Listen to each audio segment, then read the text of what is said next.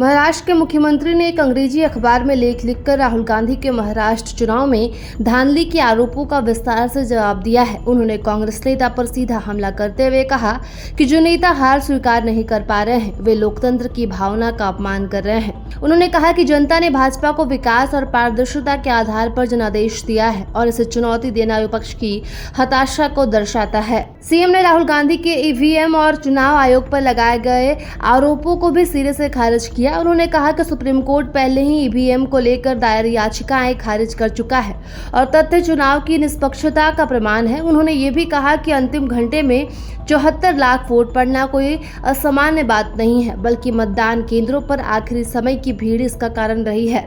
EVM की तकनीकी कार्यप्रणाली को लेकर जो भ्रम फैलाया जा रहा है वह केवल अफवाह है। मुख्यमंत्री ने लेख में राहुल गांधी द्वारा फैलाए गए तथ्यों को झूठ और फेक न्यूज बताया। उन्होंने कहा कि विपक्ष सोशल मीडिया और लेखों के जरिए लोकतंत्र को बदनाम करने की कोशिश कर रहा है, जबकि बीजेपी ने जनता के लिए योजनाएं, आधारभूत ढांचे का विकास, किसानों और युवाओं के हित में काम किया है और यही वजह है कि जनता ने भाजपा पर भरोसा जताया है और साफ जनादेश दिया है।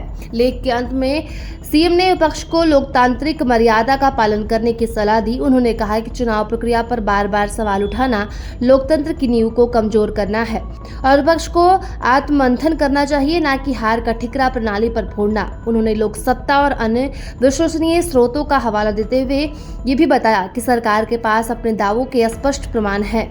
और द इंडियन एक्सप्रेस में छपे एक लेख के अनुसार राहुल गांधी ने कहा था कि नवंबर 2024 में हुए महाराष्ट्र विधानसभा चुनावों में बड़े पैमाने पर धांधली हुई है, जो लोकतंत्र के लिए बेहद खतरनाक है।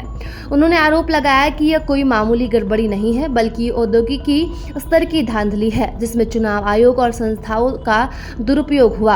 उन्होंने कहा कि मतदाता सूची में फर्जी नाम जोड़े गए, वोटिंग प्रतिशत को गलत तरीके से बढ़ाया गया और खास बूथों पर टारगेटेड वोटिंग करवाई गई, जिससे बीजेपी को भारी फायदा मिला। उन्होंने ये भी आरोप लगाया कि इस पूरे खेल को छिपाने के लिए सरकार ने रिकॉर्ड्स तक पहुंच रोक दी और चुनाव नियमों में संशोधन कर डाला। राहुल गांधी ने इसे लोकतंत्र के लिए मैच फिक्सिंग जैसा जहर बताया। प्रभातखबर.com, विश्वास वही, रफ्तार नहीं।